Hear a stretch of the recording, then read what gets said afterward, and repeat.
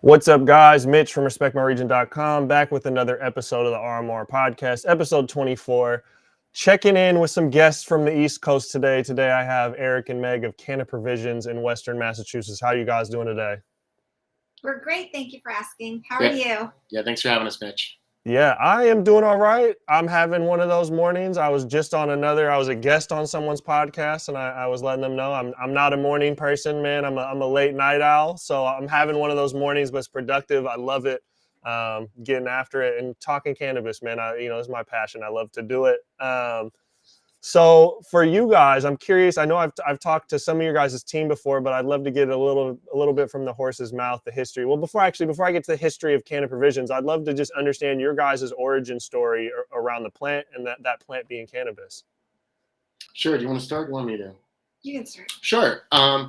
So my relationship with the plant began with, like most people's did, which was in high school and consuming cannabis, and that took me right into college as well. And my real interaction with policy and understanding there was something more to the plant was when I was working an internship for a congressman.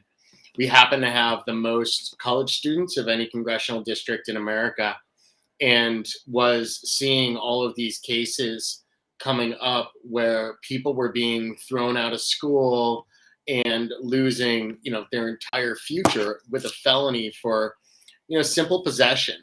That was my first introduction. Then digging into the policy real quick, I saw, how this was affecting Black and brown communities across America in a really negative way, the war on drugs. So that was, but that was the beginning of me as an activist. This is early 90s. But frankly, I went about my life and my career. I was a political consultant for about 20 years or so. And, I was really successful at it. Frankly, I was a political operative. I was a Democratic political operative. And I started to refer to that point in my life as the great soul suck. And didn't like where it was bringing my conscience, my values, and my ethics, and my heart, and my head just weren't lining up.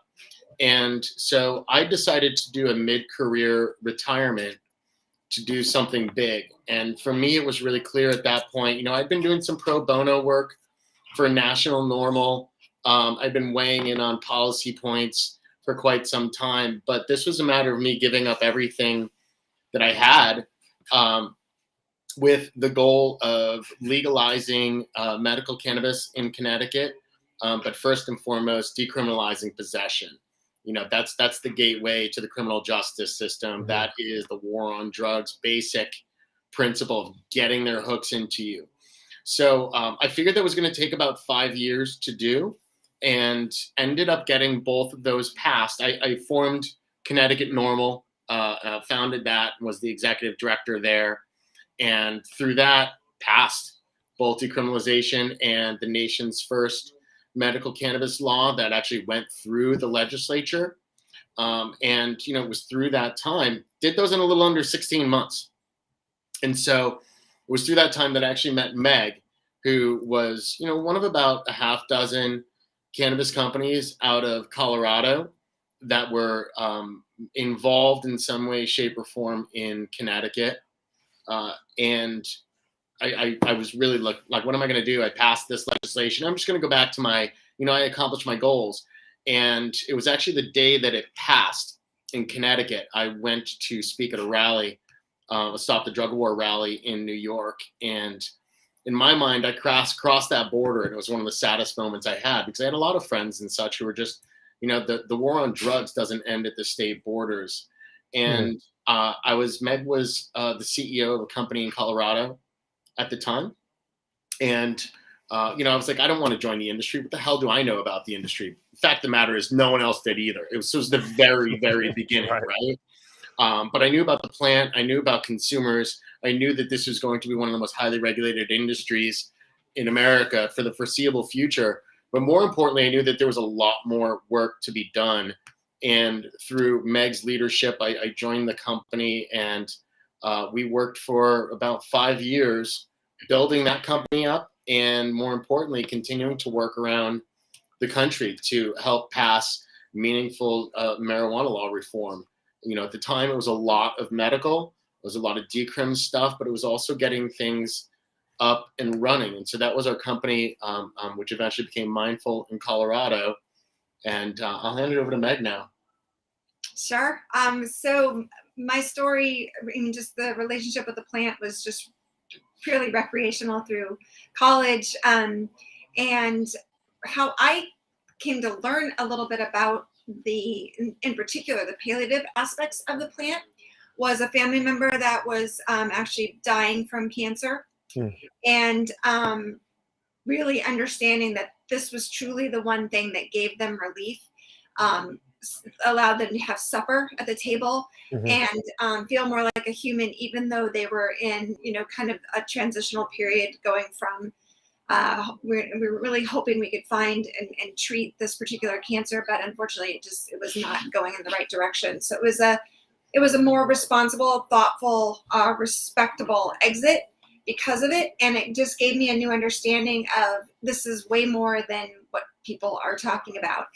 At the same time, the thing that really happened was, basically the Cole memo. So in 2009 in Colorado, because we had an amendment to our constitution that basically loosely interpreted said you could grow X amount of plants per patient, per person. And we basically, not we, but we as an industry took that as a green light to just open the floodgates and open stores and warehouses. And I mean, it was mayhem. Very little, no regulation. A lot of people not understanding the importance of working with the building department, for example, or the zoning committee, or those kinds of things. But that was kind of how Colorado started. And at that very same time, I had hit a glass ceiling in the profession I was in at the time, and it was just clear I was never going to go any further than where I was. So it was kind of a brand new industry, brand new opportunity, and also I'd learned a little bit more about the medicinal aspects. Once I got into the industry and really started participating as a business owner, at the Capitol, understanding the different legislative pieces that are moving through the Capitol and trying to figure out how does this affect my business on a day-to-day, I started meeting a lot of patients, and I started meeting a lot of people that had incredible stories about how this plant had changed their lives. And it's impossible. You can't close your eyes to that. Once you witness someone in a wheelchair tell you how different their life is now that this plant is in their life. When you see kiddos and moms who are just thrilled that their kids' seizures have stopped or have significantly been reduced. Those are impacts that you can't. And I hope for most people, and can't help but be inspired. And that really was part for me, is really understanding that. And then through that as well, obviously with Erik's knowledge of the drug war and what's going on, really understanding what was happening in our communities with Black and brown people. And that this was absolutely the way to get them in the system as fast as possible. And when you understood how the system was designed, it really, again, I don't know how you look away from it. And it's just a commitment to change that. And I think we've been incredibly active in working to change a lot of those things throughout our career in cannabis, which is now, 10 years strong. Well, you're 12. I'm 11 years now. But we, after Connecticut, we were very, very heavily involved in Colorado as well. And we worked in Illinois, helped to pass the medical cannabis in Illinois in 2013, spearheaded the effort to pass medical in New York. And we worked in Ohio and in Arkansas, and Nevada, and in Florida. We worked all over the country. For the most part, it was medical. And really when this got, for us, obviously we're in an adult use state. We have an adult use business. Our Colorado operations moved to adult use when that time came. But back to what Meg was saying, the drug war was one part, but for me, it was also meeting so many patients throughout who were just, gives you that true inspiration. I'm really glad the way that the industry has changed when we're focusing on social equity in a lot of states in the adult use market. But I think it's really important for people to understand that there are still medical refugees out there. There are still people who, are risking going to jail, buying stuff on the corner for their mom, dad, wife's husband, sister, whatever it may be. So, we've worked hard to really prioritize the things that we think are important. We've just told you sort of how we started here, and it was not about money for either one of us. Frankly, I didn't even know there was going to be an industry, this has popped up. We were looking to do something big and something new and feel inspired. And look, there weren't many people doing that. I mean, when I was working on in the very beginning, we were working on medical stuff. There really weren't many people across the country doing it at all. It was way the hell out there, to be honest with you. This has moved so quickly. But I think that a lot of people, and I know this show gets obviously broadcast all over. For us, there were always priorities. Priority one was saving lives, and whether that meant the medical field, but then fully understanding how the drug war has been not just ruining lives, but decimating communities for generations. For generations, absolutely for generations. I would add that our location of our cultivation that we were part of in Denver was truly right in a drug war neighborhood. And you could not drive up and down the streets without understanding the implications of what was happening. And I would say that passion and that commitment to making sure the drug war is ended, and that even more so, people that have been affected by these horrible policies have an opportunity to get into the industry. That's where I think our activism has shifted along the way, is kind of from now we have states that have social equity opportunities in their legislation and the regulation.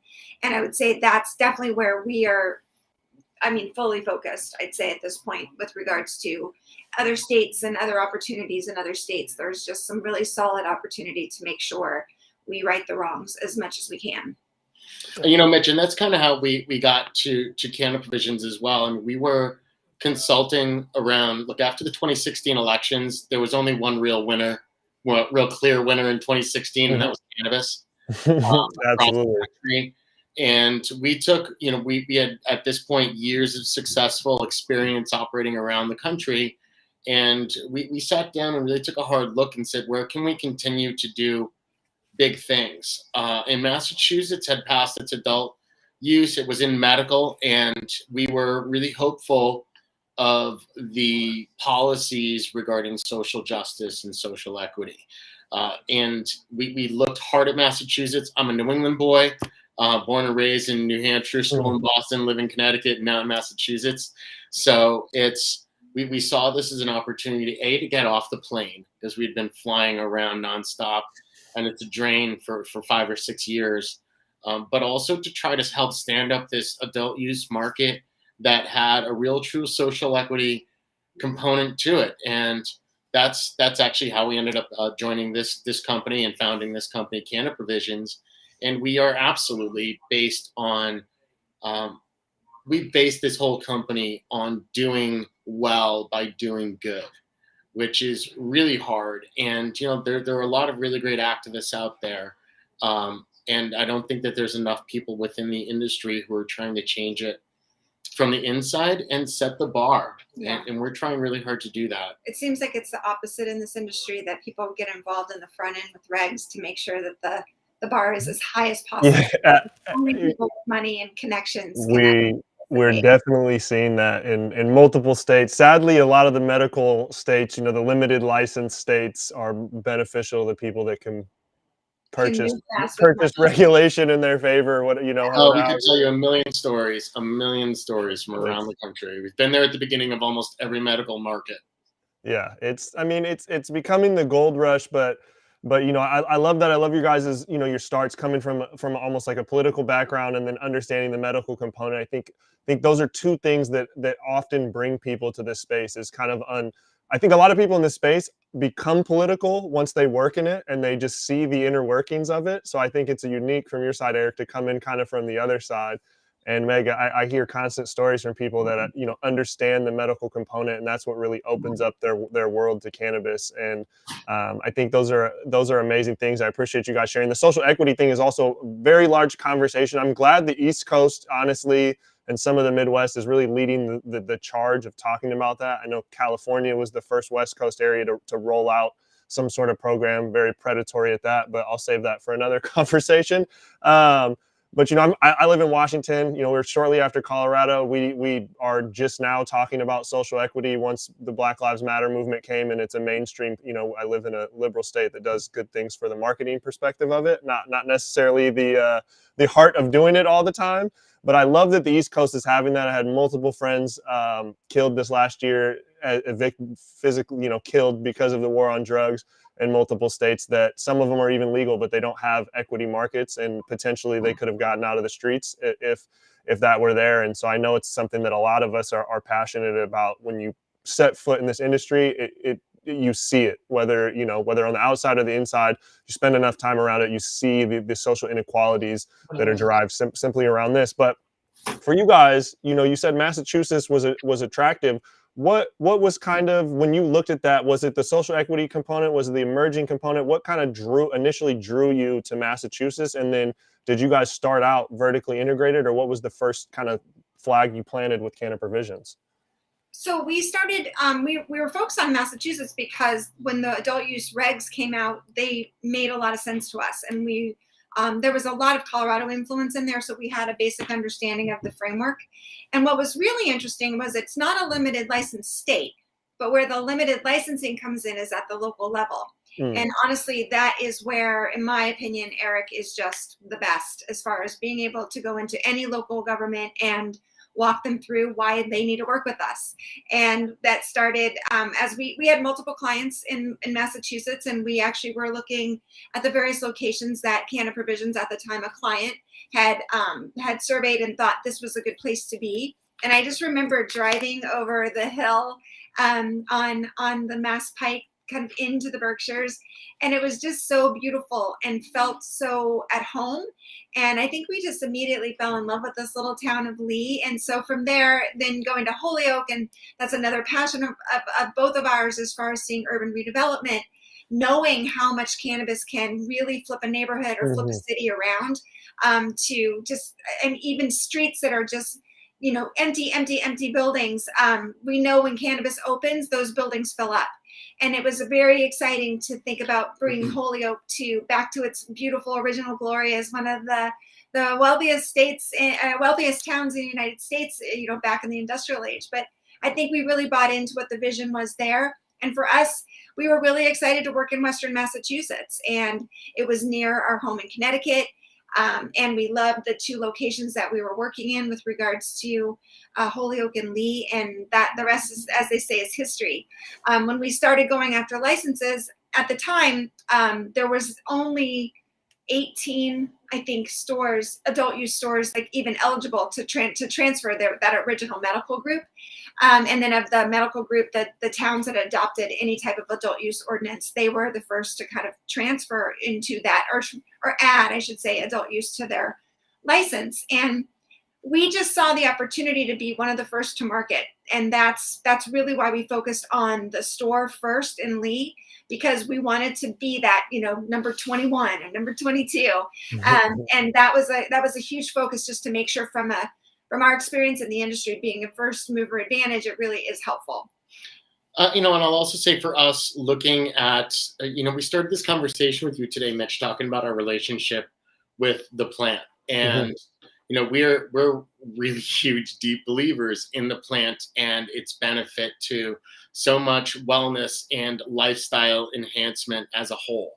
And we are really committed to customer service and to helping persons get the right products for them. We feel a true responsibility for that. And we've seen this in adult use markets across the country already before Massachusetts opened up. And, you have so many people who want to try it. We fought so hard for it, but I saw that there was a lot of sort of turning off at the counter. What do you want? Well, that's not helpful for someone who hasn't been, in cannabis in 30, 40, maybe ever. They've never actually used cannabis. We feel a huge responsibility to continue to be not just, brand ambassadors for ourselves, but be cannabis ambassadors. And, we that's why we don't call our everyone says bud tenders, we call people guides. I think that's much more important. We're not just serving you something. We want to help you to find, we want to help you on your cannabis journey, no matter where that is. And so going for retail first, we thought was vitally important, and really matching up the knowledge that is necessary, the education to have a well-informed consumer. And frankly, you're selling cannabis legally. Let's honor that. Let's have this be a great thing and understand that people deserve high service. They deserve to be treated with dignity and respect all the way through. And we believe that we've done something really, truly remarkable with that customer service experience. But I really want to be clear, the customer service notion for us is about respect across the board. I mean, Meg is my customer and I'm hers. We have vendors in our building right now. They're my customer. My neighbors are my customer. My town is my customer. And so really trying to build something with a forward-looking face that truly honors everything that we care about and what we want to build, and try to set a bar. That's why we started with retail. Obviously now we've got cultivation as well. We will be bringing on our product manufacturing very shortly as well. But yeah, we're continuing to grow. I think the reality in the space is that we're going to be one of many, and we have a short window of time to be a very unique, a differentiated, but a unique experience. And we do know in consumer goods that unique experience and that passion about what is, people buy the product because of the why, almost always, it's not just the what.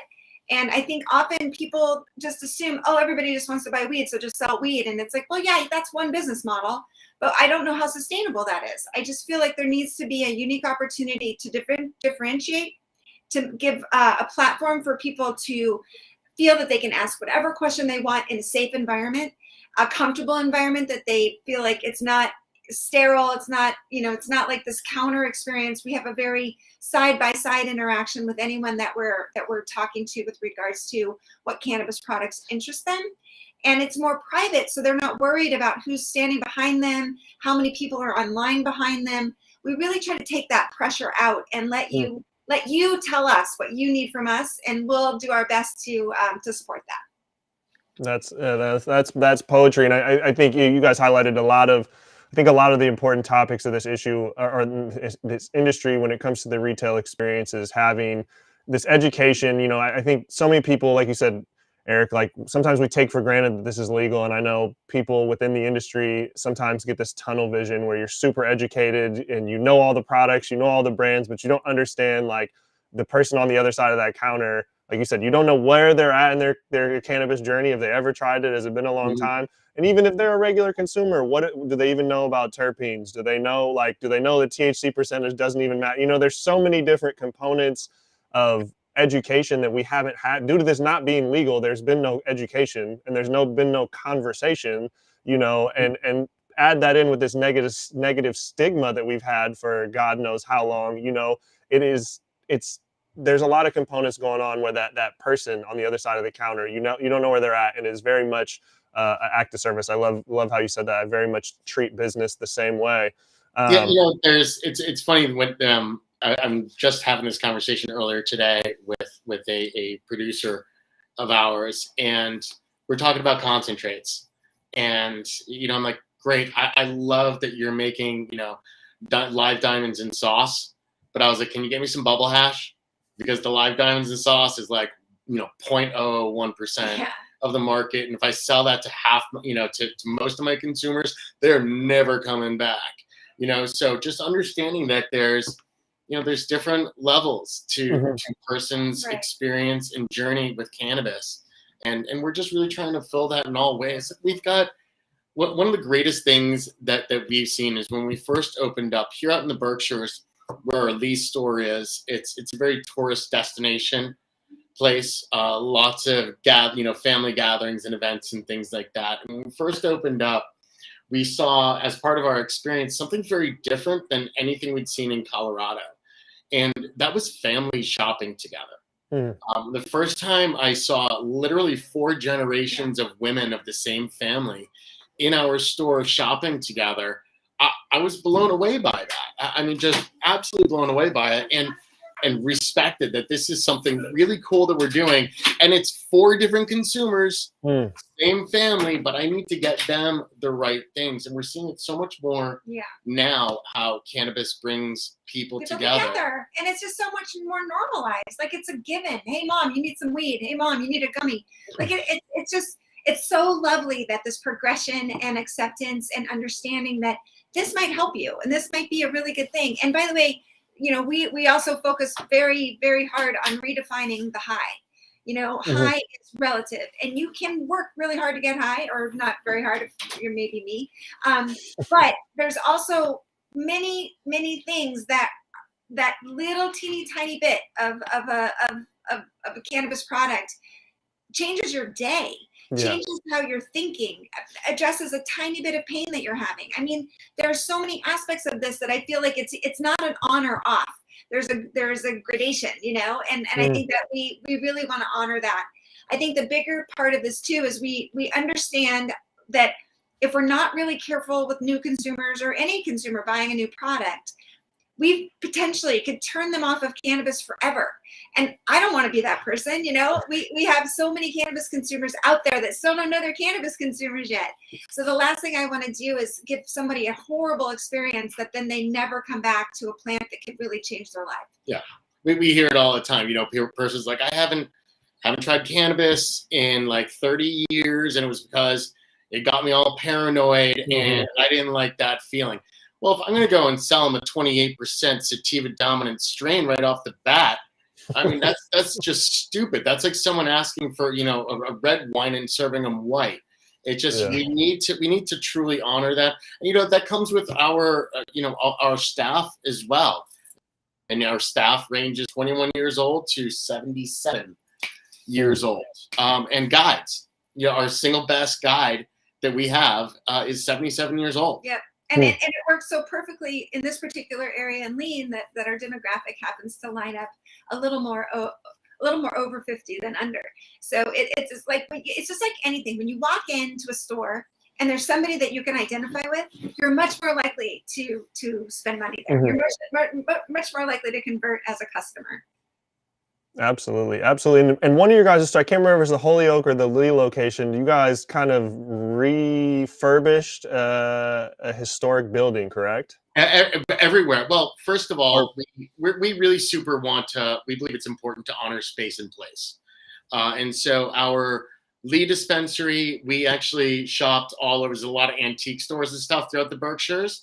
And so we sourced lots of antiques, took it to a local furniture builder for him to make them all retail ready and on casters so we can move them all around. So our Lee store looks very much like the Berkshires, and also for our environmental footprint, it was important, to upcycle and repurpose things.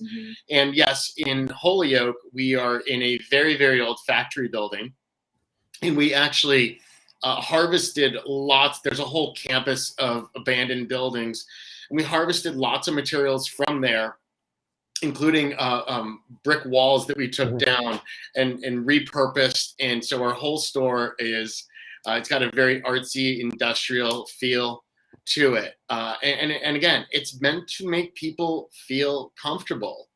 And also we want them to have a completely unique retail experience. Like we've been into, amongst the two of us, probably more cannabis retail stores than any other 2 people on the planet. And I know for a fact we're doing something very, very different. It's just, you hear it every day. Every day, people come in from all over the country, and obviously we've got deep friend backgrounds, and we're doing something different, and we're not keeping it a secret. We want everyone to do what we're doing, because back to the beginning, we're about honoring the plant. Yeah, I think it was the Holyoke one. I watched some of the videos or saw some photos online, and that one it definitely it looked pretty stunning. I've yet to be there in person. I got to make my first trip out to Western Mass and Come on definitely out. be stopping with you guys. But on the cultivation front, I know that's something else that's super unique for you guys. That you guys have a very legendary partner in the cultivation space, especially on the East Coast. Could you kind of explain? I know we're getting pressed for time, but briefly how that kind of came about and how you guys are blessed in that department. Yeah, Chemdog, the Chemdog. Mm-hmm. Greg Krasnowski is A person. He's a real not person. A fictional character. First of all, yeah. So it's, he's our director of cultivation, has brought, his legendary strains with us. We've got sitting in our mon room now, Chem 91s that came off the original. We're growing Chem 4, Chem S1, just all of these legendary strains that we're having out there. But, which also just drives us crazy when we see, the knockoff chems out there. And you know what? We also think that it's important to give back and put our money where our mouths are. And, Chem got busted. And for us, it was really important to try to bring people into our company that had, it's a social justice issue for us. Honestly, I wasn't even trying to get him. I really didn't think there was a shot in hell. It's just cool to meet him. Yeah, it was like for me. So we were looking to carry his glass, and went to meet him at his home. And I'll tell you, Meg and I have both consumed with, pretty much every cannabis celebrity there is out there, from Casey Musgraves and Willie Nelson and Snoop Dogg and, all across the board. But for me, there was really smoking Chem grown by Chem in Chem's kitchen was pretty damn epic. Yeah. And, we really just started a conversation about who we were, what we were about. And he agreed in that first meeting to sell us glass so we could, sell that in our stores.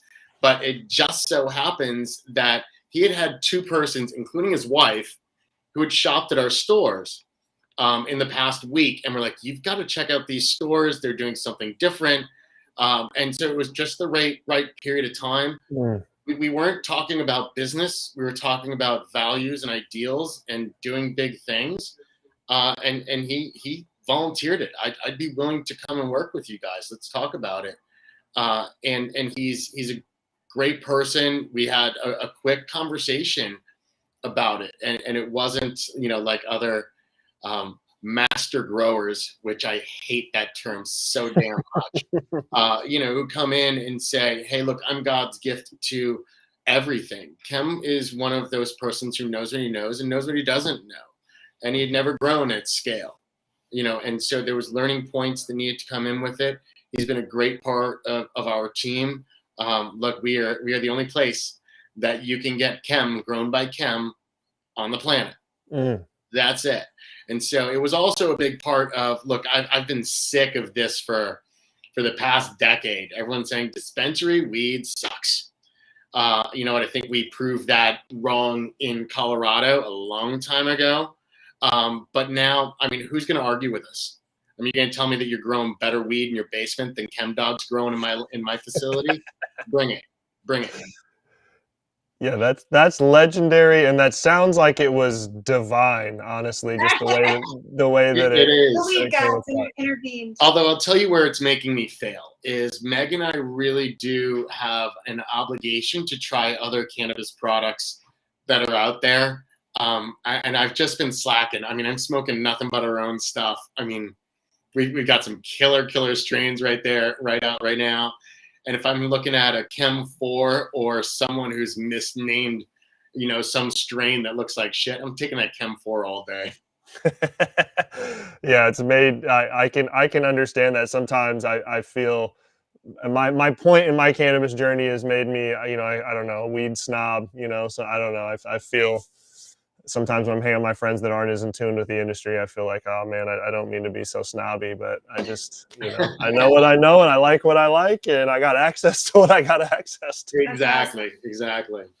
So, well, awesome. I know you guys have to get ready for an inspection, something that's very common in this industry. Inspections on inspections, regulation, compliance, government oversight, a big part of the legal side of cannabis. But really appreciate you guys taking a West Coast morning. I know it's about mid-afternoon for you guys out there on the East Coast. Taking the time out and talking to us. For everyone out there that's looking to find more information, cannaprovisions.com is the website. They got a dispensary in Holyoke and in Lee, Massachusetts. Meg and Erik, super appreciate you guys coming on here, being vulnerable and sharing about your journey. That's something I very much enjoy. Thank you very much. Really great to meet you, Mitch. Love to have you out. Yeah, don't worry. I'm going to be back to Massachusetts in a couple months. You guys are on a very short list of people I got to come check out, man. So we'll try and meet in person. Perfect. Thank you. Awesome. Thank you guys. That is the RMR podcast episode 20.